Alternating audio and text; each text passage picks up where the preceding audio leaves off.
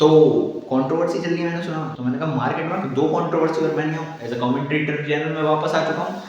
Hello guys, I am back with a new video. और आज की वीडियो में हम 2 मेन कंट्रोवर्सी जो चल रही है करंट सिचुएशन में उस पर बात करेंगे। सबसे पहली और biggest controversy of this country जो अभी चल रही है वो है एक कॉमेडियन ने, एक जोकर ने एक जोक कह दिया, या उसने भी नहीं कहा, उसके दोस्त ने एक जोक कह दिया जो कि एक पॉडकास्टर था, तो उसको धर लिया गया है इस जोक के लिए और लिटरली धर लिया गया है। असम की सरकार वहां से मैसेज कर रही है, बेटे पकड़ा गया, अब तो तेरे को पकड़ेंगे ऐसा।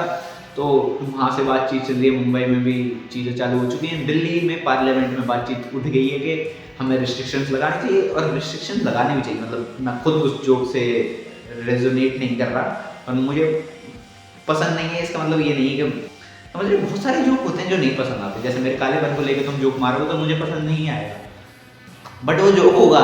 और हर चीज़ को हम बैन नहीं कर सकते। अगर हम बैन नहीं करते जाएंगे तो बैन करना सोल्यूशन नहीं है, ये मेरे को लगता है। और तुम्हें क्या लगता है? और जिस पॉइंट पे भी मैं बात कर रहा हूँ, तुम कमेंट सेक्शन में अपनी भी बातचीत कर सकते हो, एंगेजमेंट ही मिल जाएगी। देखूंगा, अगर सही लगे कमेंट तो ठीक है, नहीं तो क्या, मैं भी सरकार हूँ, मैं भी तो बैन कर सकता हूँ, तो मैं भी डिलीट कर दूंगा भाई। मैं तो बोल रहा हूँ, देखो कॉमेडी में कुछ है, ठीक है, कॉमेडी भी लग सकती है। ऑब्वियसली कुछ कुछ चीज़ें होती हैं जिन पर कमेंट नहीं करना चाहिए, मैं पर्सनली खुद ये मानता हूँ।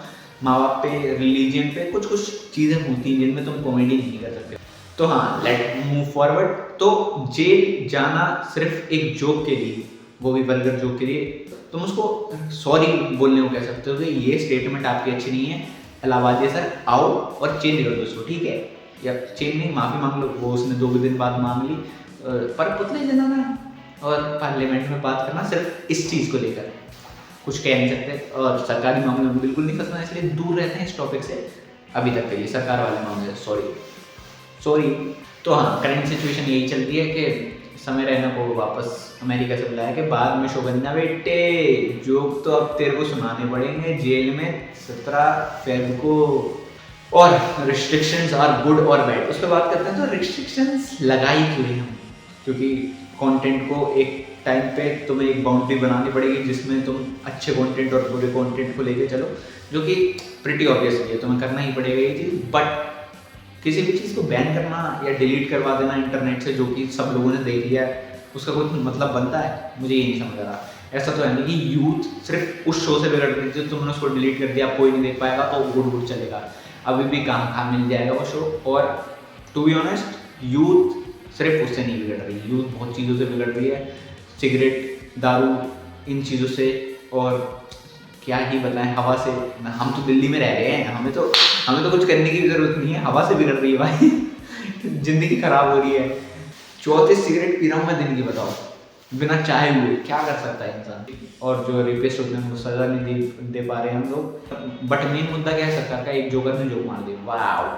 अब जैसे कि ये अभद्र भाषा का प्रयोग किया गया तो बहुत लोगों को बुरा लगा, और जो कि मैं समझ सकता हूँ कि समय का समय चला गया था, बट लोगों को बुरा लगा कि गाली गलौज हो रही है। तो अब मैं, जैसे गाली गलौज की बात आ गई, तो मैं दूसरी कंट्रोवर्सी की बात करना चाहूँगा, जो थी गौश एंड हृदय की। टू बी ऑनेस्ट, मैं एक न्यू हूँ जिसको अच्छा लगता है DHH फॉलो करना। मैं बहुत ज़्यादा नहीं सुनता कि, मतलब मैं बहुत ज़्यादा गुस्सा नहीं हुआ। अगर तुम मेरे से पूछोगे कि सीधे मौत की पहली एल्बम का पहला गाना बता दो, तो नहीं, मैं इतना नहीं सुनता। और शायद से अभी भी रिसेंट एल्बम का भी पूछोगे थोड़ी, तो कोई कंपेयर करने आ रहा है तो मैं पहले ही गार्ड डाउन कर देता हूँ। मैं नहीं हूँ भाई तेरा टारगेट, तू किसी और को मार जाके। मैं बस कंट्रोवर्सी पे बात करने आया हूँ, तो तुम मेरे को छोड़ सकते हो। रोहन कारियापा की आज मैंने वीडियो देखी, सॉरी अगर मैं मिसप्रोनाउंस करूँ, तो उस कंट्रोवर्सी पे भी मैं पर्सनली बात करना चाहूँगा। मतलब मैं 2 दिन पहले से, मतलब जब से कंट्रोवर्सी चालू हुई है, मेरे को पता ही है क्या चल रहा है। उदय ने एक शॉट मारा था उस पर कि उसको कर दिया, अपनी बंदी को कर दिया ब्लॉक, जो कि था उसके डिस ट्रैक में। और फिर जब इंडस्ट्री प्लांट आया गौश का, तो उसने बोल ही दिया लिटरली, उसको नील करके बना देता मोर, और मोर नाल, लिटरली हाँ। और उसके बाद मुझे पता चला कि गौश हिट ह्यूमन का बहुत अच्छा दोस्त है।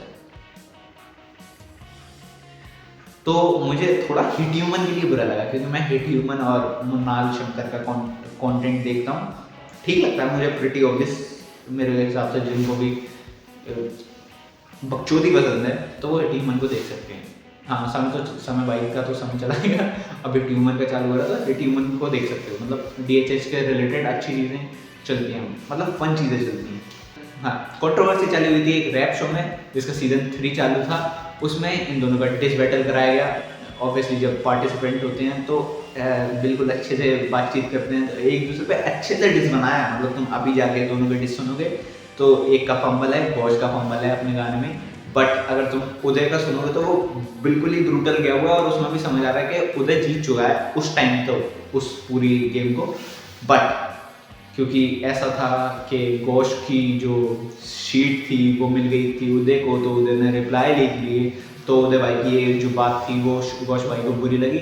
और अभी एक EP आई थी अपने मुँह फाड़ भाई की, उसमें एक गाना था शांति करके, जहाँ से ये पूरी जो फाइट है वो चालू हुई। उसके बाद उदय ने फुल फ्लैश डिस बना दिया, उसके बाद घोष ने बनाया, तो अभी घोष के डिस तक ही बात करेंगे।